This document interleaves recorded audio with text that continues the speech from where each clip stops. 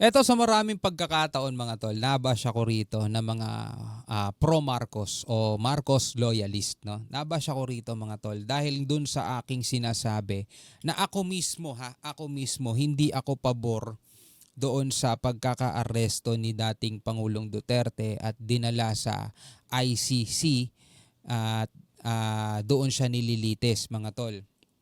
Kahit noon pa, marami tayong mga video, mga dati, mga past reaction video natin, year ago mga tol, hindi tayo nagbabago ng stand.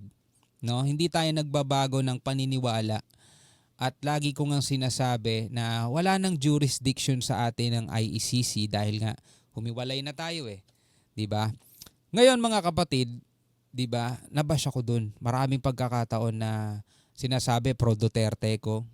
Tapos kapag nagsasalita naman ako tungkol sa, wala na tayong magagawa, nandoon na siya eh. Di ba nandoon na siya mga tol eh. Sinasabi ng gobyerno natin, wala silang nilabag na batas. Kinakalaban ba natin ng gobyerno natin? Hindi. Sinasabi nila, wala silang nilabag na batas mga tol eh. Yun lang naman ay paniniwala ko pansarili. Tanong, ito ba'y paglaban sa pamamahala ng ating bansa? Hindi rin kasi meron tayong freedom of expression at freedom of speech. Diba?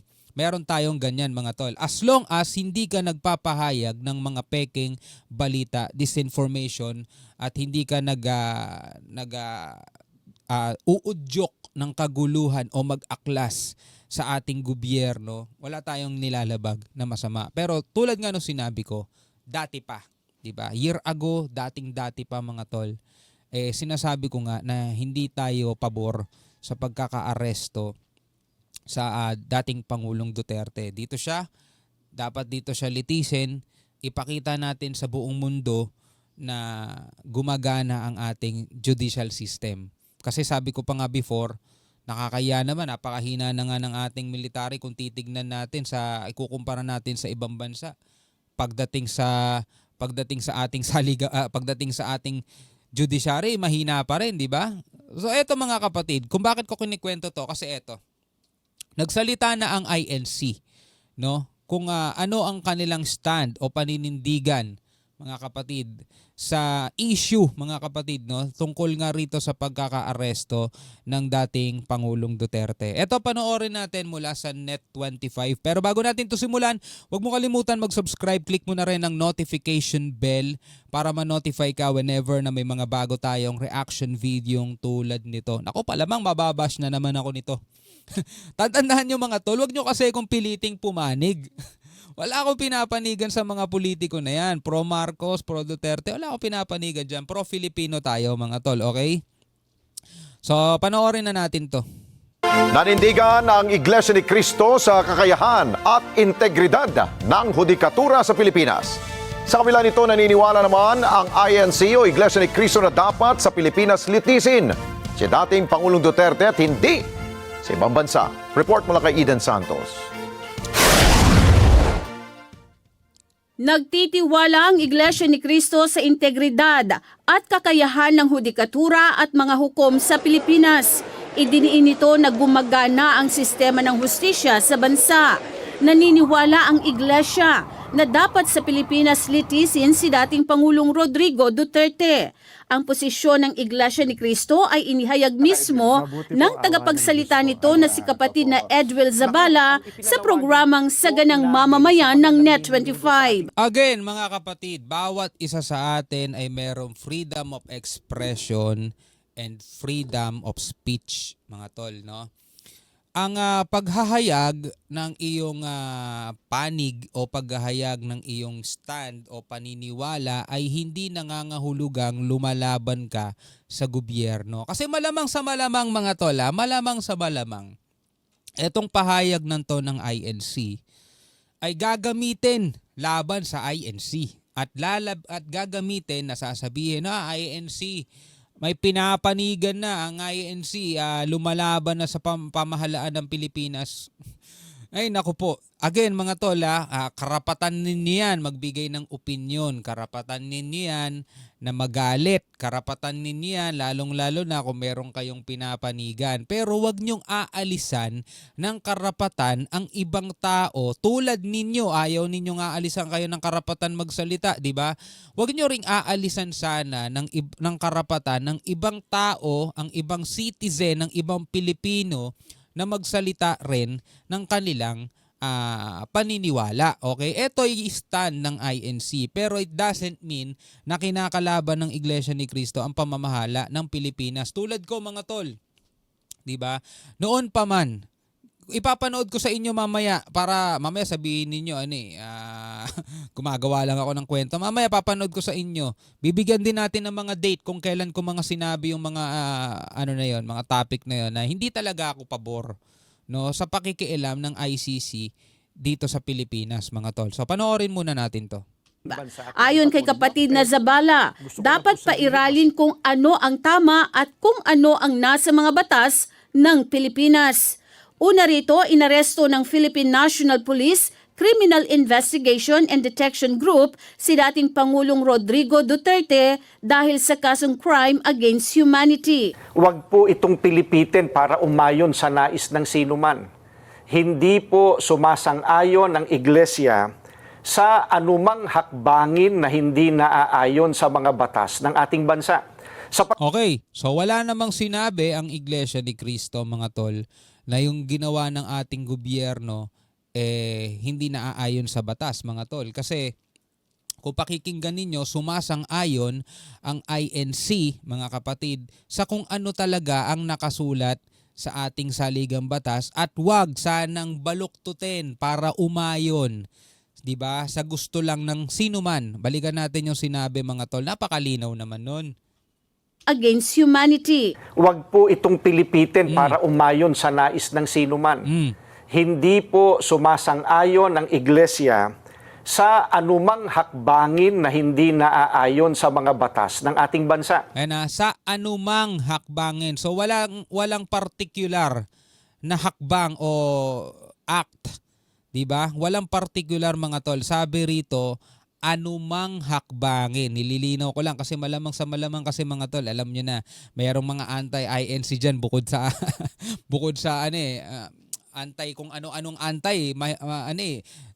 Ipinapasok kasi nila yung pagiging galit nila sa INC. Ito balikan ulit natin. Sa anumang hakbangin na hindi naaayon sa mga batas ng ating bansa. Sapagkat ang batas po ang salalayang nagpapanatili ng kaayusan sa ating bansa. Kapag ang batas ay binaliwala, ay nagbubunga ito ng kaguluhan, hidwaan at kawalang hustisya. Alam niyo po iyan. Tama. Sino mang Pilipino o mamamayan ng ating bansa na may ginawang paglabag sa ating mga batas, dito dapat litisin sa ating bansa. Dagdag pa niya, Diba? Ngayon, kung sinasabi ng gobyerno ng Pilipinas, kung sinasabi ng pamamahala ng Pilipinas na wala daw silang nilalabag na batas, so be it. Wala tayong dapat pagtalunan. Dapat nga magkaisa tayo, mga tol. Pero ang paniniwala ng INC, o paniniwala ko rin, noon pa, hindi pa man nagsasalita ang INC ng ganito. Noon pa, tulad nga ng sinabi ko kanina, mamaya papakita ko sa inyo yung mga video. Diba? Dito nagkasala si dating Pangulong Duterte, dito siya inaakusahan, dito siya gumawa, o dito sinasabing gumawa siya ng crime for humanity, crimes against humanity, sabi, diba? Dito siya maraming pinakitil. Yun ang ano sa kanya, bintang sa kanya. Kaya ako sinasabing bintang, mga kapatid, kasi hangga't hindi pa napapatunayan sa korte ang naaakusahan ay nananatiling inosente, 'di ba? Kahit ikaw naman, mga tol, ayaw mong hatulan ka agad hangga't hindi napapatunayan sa korte, 'di ba? So ano lang tayo, mga tol, be fair. So yun yung mga inaakusa sa kanya. Saan niya ba ginawa yun? Sa Netherlands? Saan niya ba ginawa yun? Sa The Hague? Saan niya ba ginawa yun? Sa China? Sa Hong Kong? Sa Amerika? Di ba dito sa Pilipinas, mga tol? Di ba? So meaning dapat dito siya nililitis. Napakaraming mga bansa ang nanonood sa atin. At maliwala kayo sa hindi, yung mga bansang yun, mga tol, sila mismo, hindi sila papayag na lilitisin sila ng hindi nila kalahi. Mga tol. But again, nililinaw ko lang, mga tol, hindi tayo lumalaban sa gobyerno ng Pilipinas. Kung sinasabi nilang wala silang nilabag na batas, sila ay nakipagkaisa lamang daw sa Interpol, so be it, mga tol. Diba? Hindi natin sila nilalabanan. But again, eto lang yung ating pinaniniwalaan. Dapat dito nililitis. Kahit tanungin niyo yung iba, attorney, mga may nakapag-aral sa batas, nakapag-aral sa sa mga matataas na paaralan, di ba? May mga natapos, may mga degree. Tayo, sino ba tayo? Wala naman tayo natapos na degree. Di ba? Hindi naman tayo attorney, mga tol.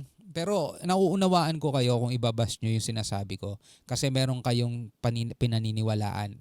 Nauunawaan ko rin siguro kung iba sa inyo mag-unsubscribe, hindi nagustuhan yung sinasabi ko, okay lang din yan. Kasi naniniwala ako na may mga tao na neutral, na handang makinig at handang manimbang kung sino ba ang totoo, kung sino ba ang tama at kung sino ba ang mali. Pero hindi natin kailangan mag-away-away. Kasi iisang bansa lang tayo eh. Pare-pareho tayong Pilipino, mga tol. Di ba? Yan na hindi dapat isuko ng gobyerno ang soberanya ng Pilipinas sa dayuhan.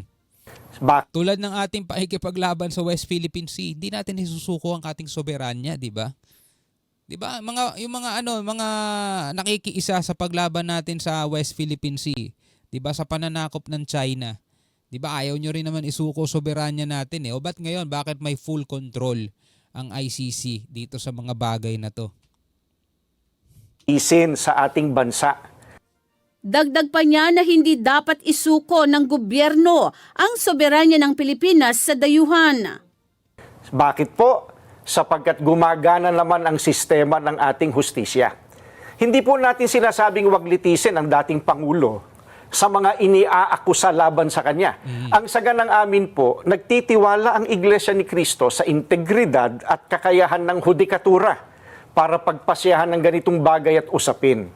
Ang mga hukom natin ay may kakayahan po na gampanan ang kanilang tungkulin, na ipataw ang tamang hustisya at pairali ng katarungan sa lahat ng sandali.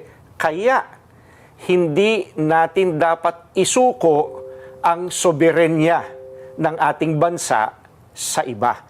Binigyang diin din ni Napakalinaw. kapatid na Zabala na ang hindi pakikinig ng mga namumuno sa gobyerno sa panawagan ng Iglesia sa isinagawang National Rally for Peace ay nagresulta ng kaguluhan sa bansa. Nang mag-rally po ang Iglesia noong January 13, 2025, ang ipinanawagan po namin sa mga namiminuno sa ating bansa, at malamang ay naaalala nyo po ito, kapayapaan, pagkakaisa, at unahing asikasuhin ang problema ng ating bansa at mamamayan nito kaysa yung mga hakbanging magbubunga lamang ng awayan at hidwaan. Dahil alam naman ng marami po na ang mga ito pawang pamumulitika lamang. Ang nakakalungkot po ay yung panawagang yun ng Iglesia ni Cristo tila hindi pinakinggan ng mga kinauukulan. Kaya nga po, Kuya Jen, nangyari yung mga nangyayari ngayon. Sinabi pa niya na nagdulot din ito ng pagkakabahabahagi hindi lang sa gobyerno, kundi maging sa mga mamamayan. Hindi naman po natin may tatatwa ng sino man. Matindi ang pagkakabahabahagi ngayon ng mga nasa gobyerno hanggang sa ating mga mamamayan. Hindi lamang tayong mga Pilipino ang nakakaalam na hindi tayo nagkakaisa. Ang nakakalungkot, maging ang mga taga-ibang bansang nagmamasid sa kaganapan po rito ngayon sa Pilipinas, alam na alam nila. Eden Santos. Isa pa mga kapatid malamang saya-saya ng China sa nangyayari sa Pilipinas. Sa totoo lang, napakasaya siguro ng China. Again mga tol, hindi tinututulan ng INC, kahit ako hindi ko tinututulan o hindi tinututulan ng Iglesia ni Cristo yung nalitisin si dating Pangulong Duterte mula sa kanyang mga inaakusa sa kanya, 'di ba? Pero dapat litisin 'yun dito sa ating bansa. Pero syempre sasabihin ng mga hindi nga gumagana yung judiciary. Sabi nyo, 'di ba? Sabi nyo, pero para mga kapatid sa isang abogado, sa isang judge, is insulto sa kanila yon mga tol. Yung sabihin, wala kayong kwenta, hindi gumagana ang judicial system dito sa Pilipinas. Insulto sa kanila yon. But again mga tol, hindi tayo kumakalaban sa gobyerno. Yan, nalilinaw ko wala tayong pahayag na laban sa gobyerno. Ito ay freedom of expression, freedom of speech. Ang paniniwala natin o ang pabor tayo sana sa dito siya litisin, 'di ba? Pero andoon na siya mga tol eh.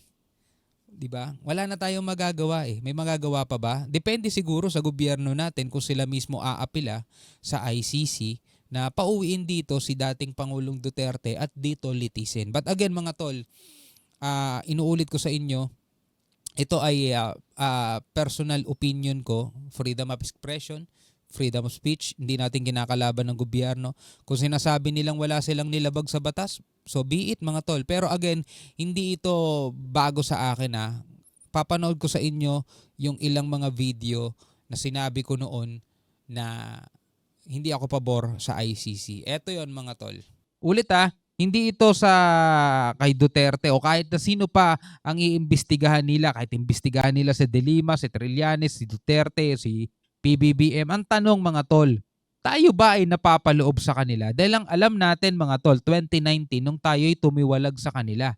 So meaning, kapag hindi ka na nakapaloob o nasa ilalim nung bagay na ganyan, wala na silang karapatan pa sa'yo. 'Di ba? Wala na silang karapatan pa sa'yo. For example, halimbawa, mga tol, 'di ba? Tumiwalag ka na, halimbawa, tumiwalag ka na sa Katoliko, tumiwalag ka na sa iglesia, tumiwalag ka na sa dating daan, tumiwalag ka na sa Muslim, iba na religion mo, hindi ka na nasasakop nung aral nun. 'Di ba? So ganito rin dapat, no? Hindi na tayo nasasakop nun, pero bakit nandirito sila? 'Di ba? Imagine nyo, no, bakit pa tayo umaapila sa kanila, 'di ba? Bakit pa kasi tayo umaapila? 'Di ba? Wala naman na rin silang jurisdiction sa atin kasi unang-una nung panahon pa lang ni President Duterte 2017, 'di ba? Kumalas na tayo sa kanila. Kumbaga hindi na tayo member nila eh. So ano pang karapatan nila sa atin, 'di ba? Tapos tayo naman nag-a-appeal pa, yung binasura daw nila yung appeal natin. So ngayon, ano yun? Para saan yun? Para saan pang umalis tayo sa kanila kung hawak-hawak pa rin naman pala nila tayo? At anytime na gusto nila mag-imbestiga dito, pwede, di ba? Di ba dapat iimbestigahan lang nila tayo kapag hindi na gumagana yung tinatawag nating judicial system dito sa bansa, di ba? Ang problema, nangihimasok pa rin sila at nangingelam pa rin sila. Gustong-gusto talaga nilang ikulong si Duterte. At buti na lang talaga nanindigan na mga tol. Etong si President Bongbong Marcos nanindigan na, natatapusin na at wala nang dapat pang pag-usapan, no? Anong masasabi ninyo tungkol dyan? Tuloy natin. Ayon kay Pangulong Marcos, wala nang gagawing hakbang ang Pilipinas at dito na rin nagtatapos ang ugnayan ng bansa sa International Criminal Court. Yes. Ayon sa Pangulo, hindi na muli maaaring umapela ang bansa matapos itong biguin ng ICC sa dalawa nitong una-unang kahilingan noong buwan ng Pebrero at Marso. Binigyang diin naman muli ni Pangulong Marcos na dati niyang pahayag na hindi siya makikipagtulungan sa International Criminal Court dahil wala umano itong jurisdiction sa bansa. Yun naman pala di ba? Hindi siya makikipagtulungan sa ICC kasi wala naman silang jurisdiction sa ating bansa. So hindi na rin natin kailangan pang umapila, di ba? Para saan pa yun, no? Hayaan natin sila, ipagpilitan nila, gusto nila mag-imbestiga rito. Ano magagawa nila? Puro sat-sat na lang yun mga yun. Kasi hindi naman din papapasukin, di ba? Nasa sa atin pa rin kumbaga ang karapatan para tumanggi. Tuloy natin. Ning, tagapagsalita ng China Foreign Ministry, Ang gagalit si Mauning. dapat gamiting maingat ng ICC ang kanilang otoridad. TV News sa kanya. Well, ganun din naman nangyayari sa ibang bansa kaya wala na rin tayong magatakan nila. No? Ito na nga tulad ng inaasahan mga tol, no?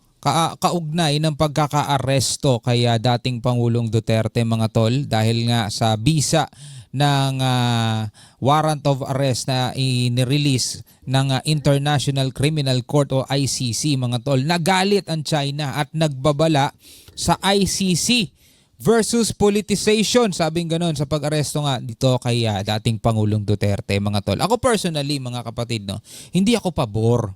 No, hindi ako pabor doon sa pagkakaaresto kay dating Pangulong Duterte na gamit ang ICC mga tol kasi nga dapat wala na silang jurisdiction sa atin dahil tumiwalag tayo. Pero since nga ito ipinadaan sa Interpol, nautakan nila no, si Duterte. Pero mga tol, ano kasi, alam mo yun, parang natapakan, no? Para sa akin lang naman, parang natapakan kasi yung ano natin judiciary natin dito mga tol At iba ang lumilitis ngayon no, ng kaso sa kanya.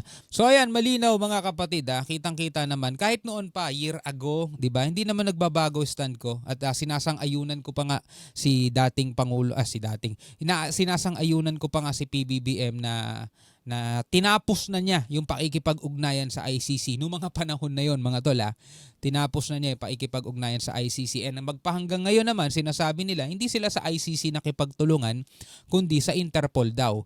Pero kung napanood mo yung reaction video natin, itong nauna rito sa video na to, red diffusion yung natanggap ng Pilipinas. Again, hindi natin alam kung ano yung nakasulat dun sa red diffusion, pero tinalakay natin doon kung ano ang difference ng red notice at red diffusion mga tol. No? So sana napanood mo yon. Kung hindi man, ilalagay ko yung link sa comment section. Alright, so maraming salamat sa inyo. Hanggang sa muli. Ako nga pala si Shobaldi.